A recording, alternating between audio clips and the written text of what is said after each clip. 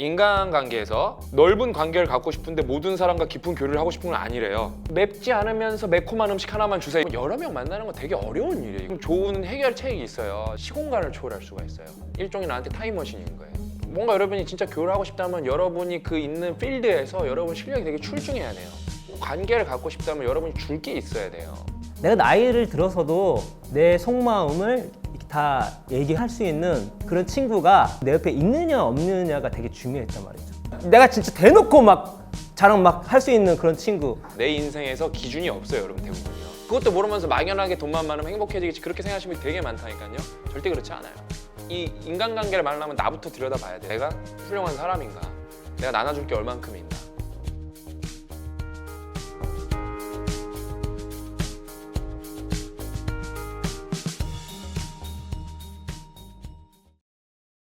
다음 이제 제가 고민으로 넘어가 보겠습니다. 다음은 인간관계, 이것도 많이 나오는 건데 인간관계에서 단편적인 인사만 하는 사이를 넘어서 깊은 관계를 갖기 위해서 많이 노력이 필요함이 당연할 텐데요. 그 스펙트럼이 동시에 수명 이상 나누기가 너무 어렵습니다. 모든 사람과 깊은 교류를 하고 싶은 건 아니지만 원활하게 건강 관계를 이어나가고 싶어요. 그러니까 이게 되게 여러분 질문을 써보는 게 되게 중요해요. 그러니까 이게 인간관계에 대한 얘기인데 일단 질문 자체가 모순이에요. 넓은 관계를 갖고 싶은데 모든 사람과 깊은 교류를 하고 싶은 건 아니래요. 그러니까 질문 자체가 모순이에요. 이 질문을 쓰신 분은 그러니까 이걸 아셔야 돼요. 그러니까 내가 그거예요. 맵지 않으면서 매콤한 음식 하나만 주세요. 이거랑 똑같은 거예요. 예? 너무 달지 않은데 약간 달콤했으면 좋겠다고. 그렇게 말한 거. 그러니까 얼핏 들어보면 그러니까 슥 넘어갈 법한데, 예? 진짜 살은 안 쪘으면 좋겠었는데 좀 달콤하고 짜고 맛있었으면 좋겠다고. 예? 좀 보면 살짝 논리적인 것 같기도 하고 그런데 말도 안 되는 소리가 되는 경우도 많거든요. 근데 이분은 이제 질문을 쪼개 갖고 저희가 이제 얘기를 해드리면은 일단은 여러분 여러 명 만나는 건 되게 어려운 일이에요. 이것도요, 기본적으로요. 여러 명 만나려면은 일단 시간도 많이 들고. 여러분 시간은 뭐죠? 돈이에요. 돈도 많이 들어요. 그래서 근데 요즘에는 이게 근데 좀 좋은 해결책이 있어요. 제가 이거 몇 번 말씀드렸지만 글을 쓰면 돼요. 글을 여러 명을 만들 싶으면요. 글을 쓰면은. 그러면은 왜 글을 온라인에 쓰는 게 좋냐? 왜 온라인이라는 거는 여러분 온라인이라는 거에 대한 철학을 좀 정확하게 이해하실 필요가 있어요. 온라인에 어떤 철학적 요소가 있냐? 시 공간을 초월하는 거예요. 뭐예요? 대화라는 거는 면대면이 돼야 돼요. 내가 그 사람이 내 앞에 있어야 할 수가 있어요. 그래야 관계를 만들어 나갈 수가 있어요. 그렇죠? 근데 글이라는 거는 내가 2시간 전에 썼지만 어떤 사람이 2시간 이후에 거기다가 댓글을 달 수도 있고 여전히 읽을 수가 있어요. 제가 그래서 작가가 된 이유가 하나 중에 그거예요. 왜? 내가 책을 쓰면은 시공간을 초월할 수가 있어요. 내 책은 일종의 나한테 타임머신인 거예요. 공간의 제약도 우리가 지금 제가 어디 있어요? 울산에 왔잖아요. 근데 고민은 우리가 서울에서 읽고 왔고 인천에서 읽고 왔고 경기도에서 읽고 왔단 말이에요. 공간의 제약을 극복했단 말이에요. 그러니까 여러분 여러 명을 만나고 싶으면은 온라인에서 글을 쓰고 여러분이 글을 잘 쓰면서 점점 잘 쓰고 특히 어떤 분야의 전문 지식인이 되죠? 여러분의 인기가 무조건 높아져요. 제가 이제 페이스북에서 한 분야의 정통한 분들을 많이 이렇게 가끔 이렇게 쭉 한 번씩 훑어보는데 그분들은 그 분야에 정통했기 때문에 많은 사람들이 좋아해요. 그분한테 지식을 얻기 때문에. 그럼 그게 나중에 여러분이 부업도 될 수도 있고 강연도 할 수 있고 여러 가지를 할 수가 있어요. 저랑 고 작가님도 그렇게 만난 케이스예요. 제가 일개 애기 아빠지만 그냥 일개 직장인이었지만 조금 유명해진 계기가 그 계기가 있는데 그게 뭐냐면은 제가 무슨 책 뭐 100권 읽는 데인가? 뭐 거기서 제가 왜 100권을 막 사람들이 막 100권에 너무 집착하는 거예요. 근데 제가 100권이 무슨 의미인지 사람들한테 제 기준에 설명했어요. 제가 공학 박사잖아요. 그럼 티시스 쓰려면 논문을 수백 개를 봐야 되고 그 레퍼런스 다 나중에 붙어야 돼요. 그 레퍼런스로 다 붙어야 되는데 제가 그래서 여러분이 책을 100권 정도 만약에 이렇게 좀 개독을 하고 이렇게 한 분야를 좀 파서 읽으면은 여러분도 한 분야의 박사 학위는 못 받을지언정 박사만큼 정통한 사람이 될 수 있다. 이 글을 어디 제가 그 무슨 그룹에서 썼는데 사람들이 그 글에 감동을 되게 많이 받았나 봐요. 그래서 막 따봉을 엄청 눌러주고 저한테 패친 신청을 엄청 많이 했어요. 그때. 그러면서 거기 그 그룹의 주인장이 있을 거 아니야? 그 사람이 내가 그 사람보다 인기가 많아서 좀 날 싫어했어요. 그러면 자기가 이제 뭐 자기는 그렇게 따봉을 많이 못 받아봤거든요. 그게 근데 여러분 그게 글의 깊이예요, 그게요. 근데 그거는 제가 박사를 했기 때문에 할 수 있었던 거예요. 100권 책 읽으면 좋습니다. 왜 좋냐? 일반 여러분들이 여러분 그 하나 알려드릴게요. 척척 박사라는 게 되게 잘못된 말 중에 하나예요. 박사는 자기 것만 잘 알지 다른 걸 몰라요. 척척 박사라는 거는 제네럴리스트와 스페셜리스트를 같이 붙여놓은 말이기 때문에 모순이에요, 사실요. 그래서 이렇게 쫌쫌 박사 이렇게 그런 건 있어도 좀 이렇게 스페시픽하게 예? 척척 박사는 없어요, 사실요. 그냥 뭐만 하면은 박사잖아요. 박학다식이란 말은 돼도 이 척척 박사란 말은 좀 잘못된 말 중에 하나예요. 박사는 이렇게 깊게 알아야죠. 제가 반도체 디스플레이 가면 좀 많이 알죠. 근데 다른 거는 이렇게 넓게 얇게 많이 알죠. 그러니까 옛날 때는 됐죠. 옛날 때는 당연히 그 지식의 양이 총량이 적었기 때문에 했지만 우리 인쇄기 발달된 이후부터 정보가 폭발을 했잖아요. 지금 워낙 정보가 쏟아지니까 한 분야의 정통된 자체가 힘들어요. 그 분야 되게 이제 세밀해졌고, 그러니까 말씀하신 대로 척척박가 나오기 되게 힘들다고 할 수 있겠고, 그거 이제 맥락을 이어가면 뭐 이게 그 글을 쓰거나 글을 써서 다른 사람들과 소통하거나 이제 SNS를 해서 이제 먼저 이렇게 사람들한테 이 소통을 하게 되면 실제 5% 만났을 때 엄청난 그 큰 이득을 얻을 수가 있어요. 대부분 이렇게 대인관계 힘든 분들 중에 그냥 모르는 상태에 처음 만났을 때가 되게 힘들잖아요. 무슨 얘기 해야 될지 등등등등 또 어색하기도 하고. 근데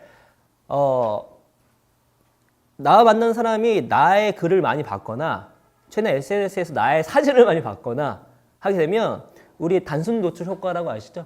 예. 아무 이유 없이 노출이 많이 되면 호감이 생기는 거. 이거는 우리 뇌가 이렇게 생겼어요. 우리 뭐 인간뿐만 아니라 동물도 마찬가지죠. 그래서 만날 때 처음에 그 장벽들이 많이 허물어져 있어요. 그리고 내 글을 통해서 나의 생각과 혹은 여러 가지 에피소드와 내 철학을 좀 알기 때문에 대화거리도 되게 많고, 만약에 이제 이것이 긍정적 영향까지 미쳤다면 이미 그 만났을 때 그 사람은 저한테 도움을 받았기 때문에 일단 호의적으로 시작하게 되죠. 그러니까 대인관계에 매우 편해지게 되거든요. 저도 처음에 그랬었어요. 처음에 이제 게시판에 글을 쓴 다음에 어느 모임을 갔는데 이분들이 제 글을 이렇게 알았던 거죠. 그러니까 저는 이분들 모르지만 이분들 저를 되게 뭐랄까 한 번도 본 적 없는데 되게 그러니까 훨씬 대화가 이제 편해지죠. 그래서 그런 맥락에서도 이렇게 자기의 생각과 그런 것들을 오픈하면서 글을 쓰는 것은 대인관계, 특히 오프에서 만났을 때도 엄청나게 큰 도움이 될 거라는 생각이 들고. 그다음에 이게 또 사람 만나는 게 성격 문제도 있어요. 그러니까 이 글쓰기가 되게 하나의 큰 옵션이에요. 왜냐하면은 고 작가님 이렇게 면대면으로 만나는 걸 되게 힘들어하는 스타일이고 저는 면대면으로 만나는 거를 되게 좋아하는 스타일이에요. 그러니까 근데 결국에는 온라인으로 관계를 갖든 오프라인으로 관계를 갖든 관계는 관계거든요. 그러니까 이게 막 성향이 아닌데 막 내가 막 정신승리해서 막 면대면으로 만나지 그럴 필요는 없어요, 여러분. 정확하게는 저는 면대면이 아니라 대중이지. 대중. 이렇게 저는 이렇게 대중 만나는 거 지금 힘들어하는 편이고, 이 친구는 전혀 뭐 가끔 신기해요. 저는 그렇지 않은 스타일이고, 저는 오히려 이제 면대면은 이렇게 괜찮은데 대중 앞에 서면 뭐 이제 나중에 뭐가 생겼다는데 항상 저는 그냥 생겼어요, 항상부터. 왜냐면 어디 온다 이렇게 대중에 쓴다 그러면 일단 배가 아파요. 이게 습관이, 그러니까 이게 적응이 될 만한데 이게 잘 안 되더라고요. 이렇게 개인 성향도 이렇게 있는 거죠. 예. 그 다음에 이제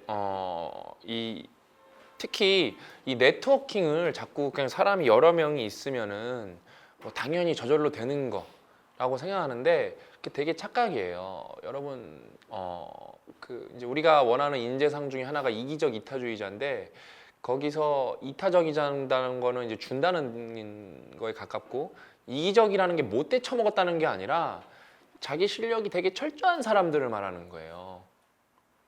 그냥 되게 전문가.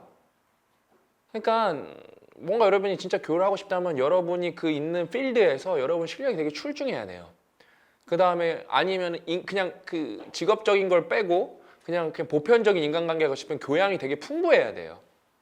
교양이라는 건 뭐예요? 배경 지식이에요. 누굴 만났을 때 예를 들어 여러분 이렇게 하다가 이제 이분 예를처럼 요즘에 이제 딥러닝이 핫하니까 딥러닝 관계자를 만나고 싶어. 그럼 기계학습이 뭔지, 딥러닝이 기계학습에서 한 분류인 건 알아야 되고, 뭐 선후 관계는 알아야 될 거 아니에요, 그거는요. 예?